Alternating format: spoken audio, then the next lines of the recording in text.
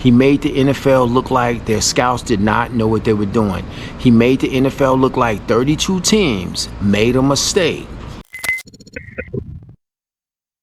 A very nice young man, Shedeur Sanders, literally getting clowned all over social media because of his play on Saturday when the Cleveland Browns faced off against the Rams.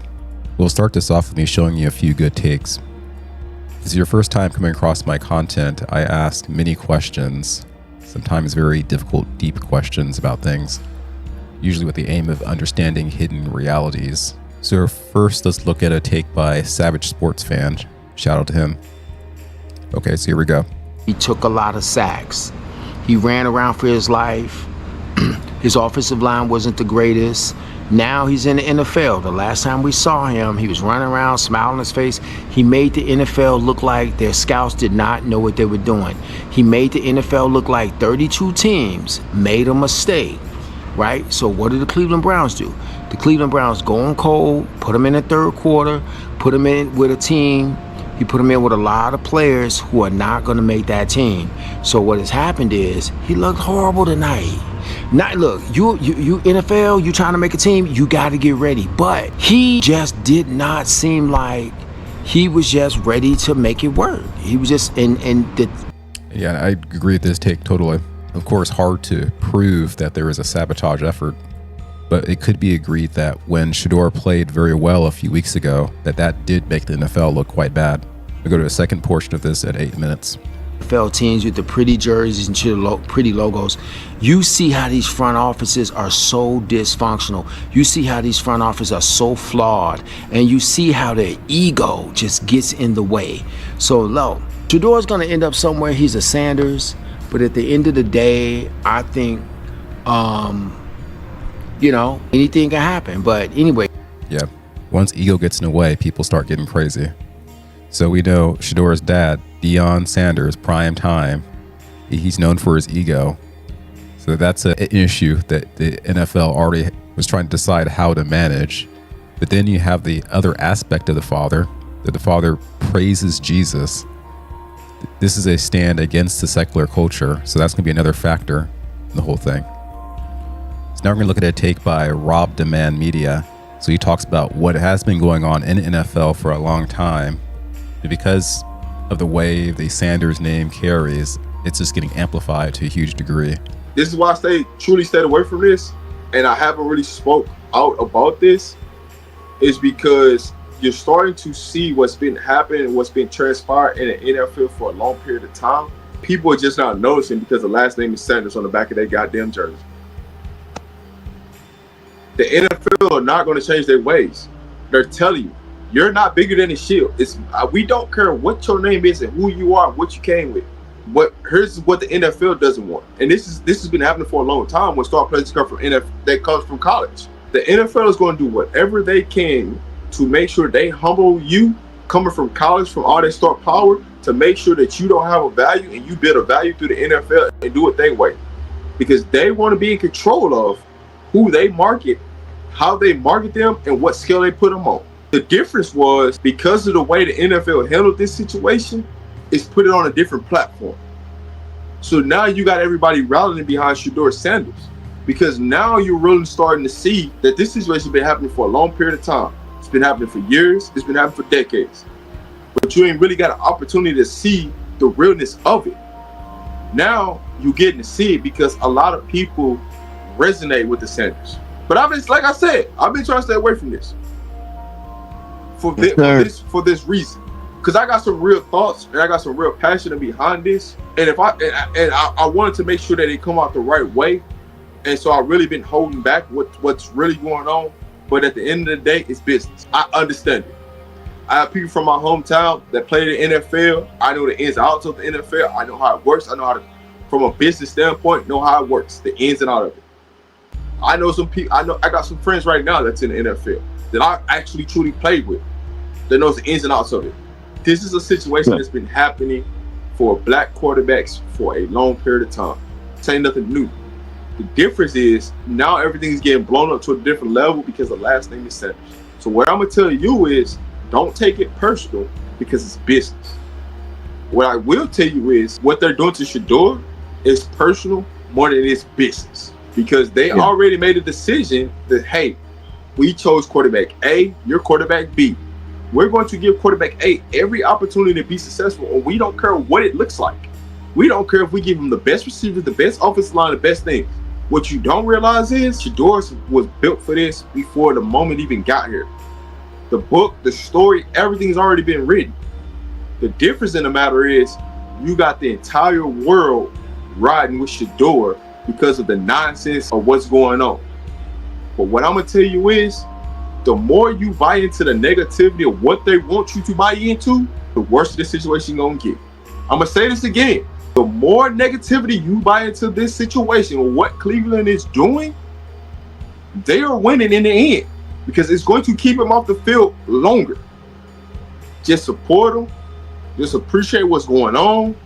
Just appreciate they giving the opportunity, and keep uplifting Shedeur. I'm telling you this for a reason, because the more y'all keep doing this, the more they're going to sit back and they're going to just keep rubbing their hands like, we got them, baby. We got them. Dude, this take impressed me because it's like basically suggesting that there's a bit of a bully mentality within the NFL. And I'm thinking it is this old mentality, like this idea of you have your place, you stay in your place, you don't rise up from out of your place. Much of the black side of social media claims it's racism. I'm thinking it's probably deeper than that. There are some that speculate that the 60 and up crowd, the boomers, are the worst generation in America. The class-based or position-based mentality of thinking is the notion that those who control the system have their place and they must remain in control, and those trying to rise up, they have to be put down.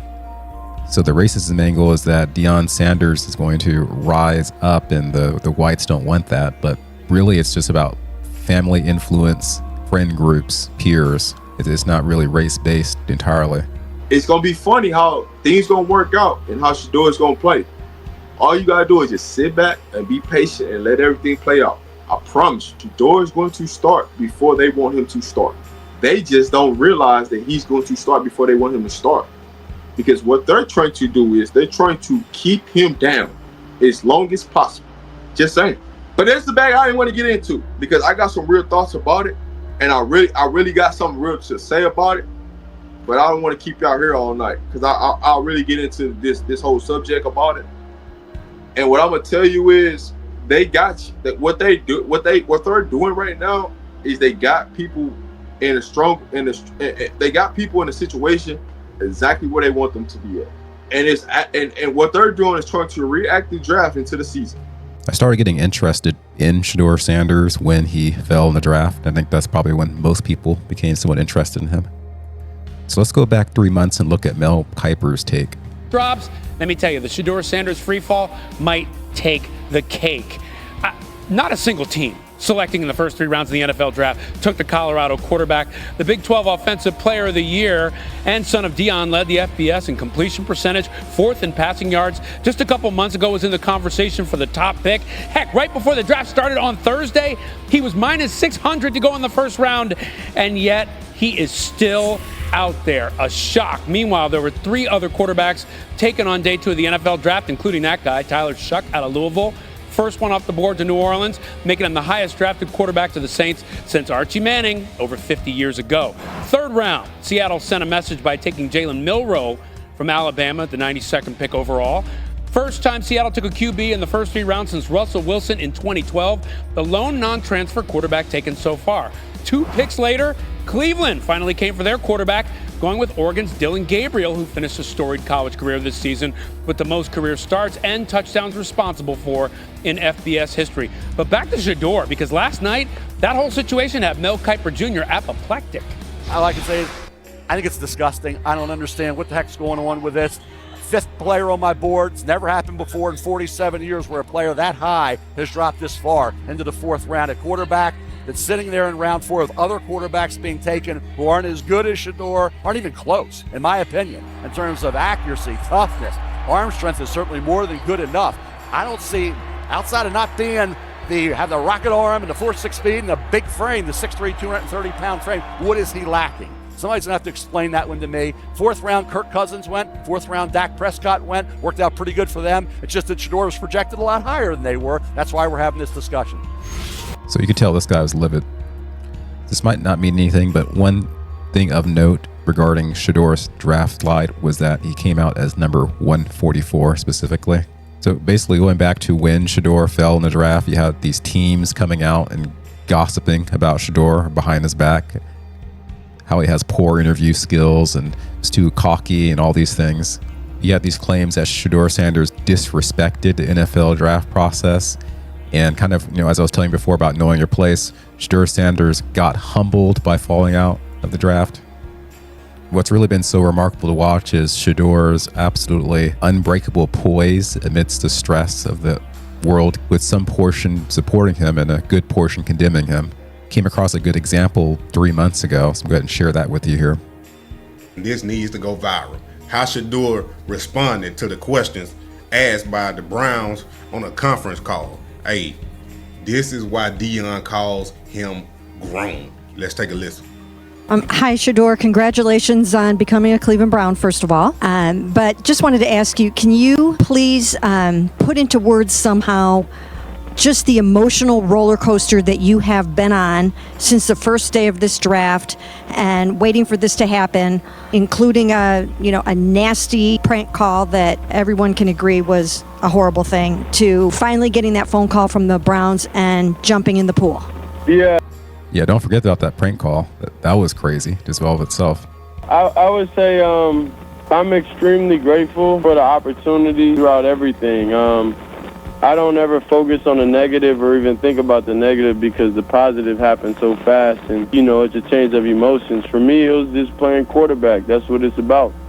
You can't be up too low or anything. You got to be able to celebrate. So when we score a touchdown, we celebrate for a little bit. Now it's back to time to work. It's time to go. So that's all it is a football game to me, and that's how I view it. That's my personality. Is I would say level through adversity and level through everything, any situation I'm faced with, because I know what it's going to require for me to come out on top. Hi, Shedeur. This is Ashley Bastak from Cleveland.com. I wanted to talk to you about that because I know you bring up how adversity fuels you a lot. So, just knowing so many analysts had you pegged as 1st or 2nd round talent to fall to day 3, how is going when you went in the draft going to motivate you think, going forward in your NFL career? Yeah, I don't feel like I feel like talent is everywhere throughout the draft. It's about just being picked and who sees your value. That's pretty much it, because it's a lot of valuable players that go, in the rounds after the 1st and 2nd. So I'm a product of one of those, and I understand you can't really categorize. I'll say my talent. I just got to prove and show what I'm capable of. But what fuels me is my purpose in life, and understanding the route that's now that we're going to have to take, understanding that I was able to get an opportunity when a lot of people didn't want to give me an opportunity. So that's what I'm truly thankful for. So that's what fuels me. I've listened to several of his interactions with the press. I've not found a single instance where I would say he came off as unaware or arrogant or high in his own supply. No instances whatsoever. And so I'm left asking, what are the odds? The odds you have a young man of such impeccable character.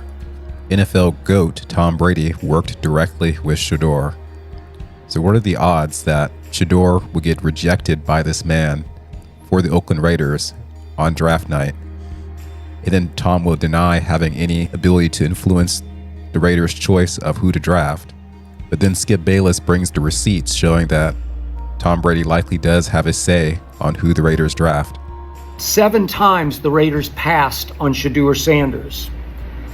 Yet when Tom Brady was asked on the Jake Paul podcast why Shedeur fell so far, he stammered for a second. And then he said, that's a good question.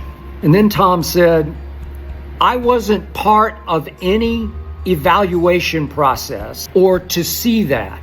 I guess meaning that he wasn't at all a part of the Raiders draft process, so he wasn't privy to any inside information about why Shedeur fell so far, so fast. Really interesting. So, soon after Pete Carroll took over as Raiders coach, he said, we're going to build this team up around the quarterback position, and we're going to lean on Tom as much as we possibly can. Smart. Then there was this from the new Raiders general manager, John Spytek, who said, when we are looking at a quarterback, we'd be a fool not to involve Tom. Well, obviously, you'd be an absolute idiot not to involve Thomas Edward Patrick Brady Jr., the greatest quarterback ever. Then you factor in for Cleveland Browns training camp, Shedeur has 14 practices, does a 70 out of 100 for completions with 8 touchdowns, where his main competition, Dillon Gabriel, gets 87 out of 160, a much lower percentage, for 11 touchdowns and 2 interceptions. In the Browns' first game of preseason, Shedeur goes on to have an amazing night with 2 touchdowns. Nike runs an ad stating only a matter of time, but despite his performance, Shedeur remained 4th in the depth chart, and this posting was right after Dillon Gabriel had a poor performance with 2 turnovers versus the Eagles. And in Shedeur's most recent outing against the Rams, he had several possessions where he was just getting absolutely swarmed with hardly no time to react. Here you see in a case where he just has almost no time to react. And this partially because Shedeur was given a much weaker offensive line compared to Dillon Gabriel and Joe Flacco. Shedeur's entire offensive line, besides one person, were cut today. And somehow Shedeur's brother Shiloh gets torpedoed by this guy at 34. He punches back. He gets ejected from the game. And then today, Shedeur's brother gets cut from the team. From the Buccaneers. And so, considering the odds and just trying to approach this in a different way, I just wonder if there's something else going on as far as like why this happened on the same day that Shedeur had his awful performance. And look at this. This guy's like assaulting Shedeur Sanders. Then Shiloh gets mad and punches him, and that ends Shiloh's career. The ref waits for Shiloh to punch to throw the yellow flag. Like, what's going on? I can imagine the possibility that the Browns wanted Shedeur to fail in a sense, and so gave him bad plays and a bad offensive line to look bad, especially to save face for the NFL. So I can see that. But then this also happens with Shiloh. For yesterday's game, Shedeur was not given the last 2-minute drill, so this all but solidified a poor performance for him as he was not allowed to redeem himself. So this led to an obvious question. You address this sort of persistent narrative that you're trying to sabotage Shedeur Sanders, especially after yesterday and not putting him in for the 2-minute. Yeah, obviously, I don't concern myself with outside type of things. Just look at his body language as he goes through this. There's increased breathing, I've noticed. But I'm committed to his development, just like all of our rookies. So we'll continue to focus. So it's still increased respiration. So this is obviously a tense question for him. On getting our guys better. And that's what we'll stay committed to, and that's what's important to me. And did you, I'm sure you kind of answered this last night, but why didn't you keep him in for the 2-minute, or why did you decide to take him out? Yeah, nothing more than decided to give Snoop some work at the end of the game. Snoop was cut, by the way. And so his reason for not allowing Shedeur to redeem himself during the last 2-minute drill was he simply wanted to allow Snoop to play. That's why. No real answer. So you can imagine how this is affecting the millions of those following Shedeur's story. And this is right after Hall of Famer Eric Dickerson made a claim that there was collusion with regards to pushing Shedeur down the draft. On a radio show, Fred Rogan and Rodney Peete on AM 570, and had this to say about Shedeur Sanders. And I'll tell you this much here, what I heard from someone that's in the NFL, that the NFL told other, don't draft him, do not draft him. We're gonna make an example out of him. And this came from a very good source, good source. And he said that, I won't say who, somebody called the Cleveland Browns and said, don't do that. Draft really? him. Yep, draft him. Don't do that. Because they weren't going to draft him either. They weren't going to draft him. Your thoughts, Albert? Yeah. Yes, as you can imagine, many are going to feel certain kinds of ways.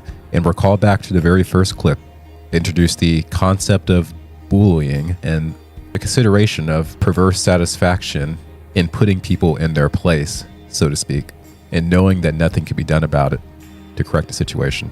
But with the coincidence of Shiloh pretty much seemingly losing his career at the time of his brother's fall, I'm kind of wondering, is this his story? Is this God just influencing events?